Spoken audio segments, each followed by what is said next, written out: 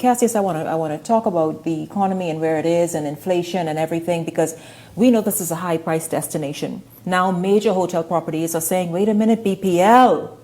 Because if you really go ahead with this increase in electricity bills and costs, what's happening? They are now screaming for help. Yeah. What does this mean in terms of, and then fuel prices and all the rest of it and all that stuff, and the fact that leading hotels are now, and hoteliers are now going to meet with BPL and say, we need to work something out here. Yeah, it's when your operating cost becomes so high that you cannot operate, or taking away all your profit, then you have to decide whether or not it makes sense to keep your doors open. And I told you before that I know of many small businesses who had to shut their doors because when the electricity bill comes, the bills are higher than the rent.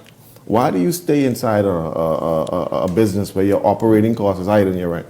And so, we have to find a system that will not strangle the people. It's what they call, when a dog has heartworm, is what they call a symbiotic relationship. In other words, if you kill one, you kill the other. You have to find a way to wean them off gradually so they both live, and then you kill the heartworm. If you kill the heartworm, you kill the dog. You kill the dog, you kill the heartworm. And so what happened is, because the two are, I guess, mutually exclusive, they're not mutually exclusive, they work together, businesses and electricity, you can't have one killing the other. So your electricity bill can't kill the business, because if your electricity bill kill the business, then you can't pay the electricity bill. And so you got to find a way to make sure that both can exist together. Some balance, man. It is absolutely just unbelievable and incredibly unbelievable the way power bills are structured in this country.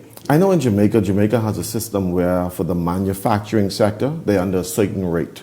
Because they're always using electricity for production, they have a certain reduced rate so they can be able to operate and produce products. If you try that right now under our present circumstances, there's no way you could manufacture in the Bahamas, because at the end of the day, your per unit cost would be too high to put on the shelves. In other words, if you're producing 1 unit of goods that's supposed to be at value at $2, by the time you didn't factor in your cost of labor, which is high, your energy cost, which is high, that's $15 in a $2 market. It cannot work.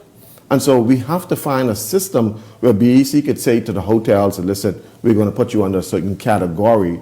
Even though you're consuming more than you should be paying, this is what we want you to pay. The problem is, I don't understand, and I guess everybody in the Bahamas could understand this too, how you could be the only service provider in a country and you still broke. That part right there makes no sense. I don't understand. Everybody is paying to you. How do you be the only service provider providing energy to everybody in this country? The only one, nobody else, no competition, but you broke. And then, Cassius, you know what I want to ask you too? It's great that the hoteliers can do that. They can go and meet with BPL and hopefully come up with some sort of workable solution, right?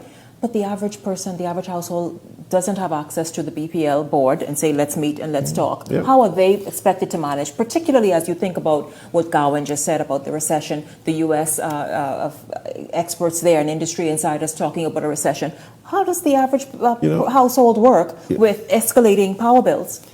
I guess I hear the Prime Minister said that those who operate under $150 for X amount of kilowatts, they get reduced rates or whatever like that.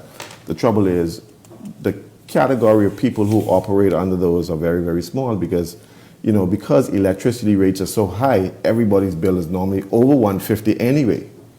And so, you putting this restrictions and saying because you have a certain amount or 150 or 180, then you get a reduced rate. Everybody's paying more than that. Like I said, for me, whether I turn on my light or not, my light bill will be almost $1,000. Whether I turn on it, if I shut off the breaker for the month, I can still get a bill for $1,000. I've grown to accept that, because that's the way it is. There's no system to what they do. Mm-hmm. And so BPL, they need to understand that you have to have a relationship with the people you need. If you kill us, we can't pay your bill. If we can't pay your bill, you can't exist. And so you got to find a way that works for both of us. But for the likes of me, no citizen in the country could understand why you ain't got no money when you're the only one selling this product.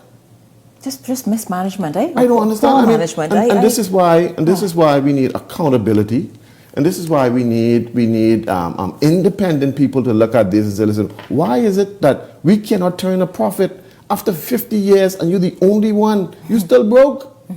I can't understand And that. from decades ago, it is not I just can't now. understand Yeah, that. it's just Yeah, been, you may have been building. a generator breakdown. That's where redundancy comes in. So if you're turning a profit, then you have what they call them contingency funds to be able to deal with that. You have insurances on these generators and so on. But you ain't got no money.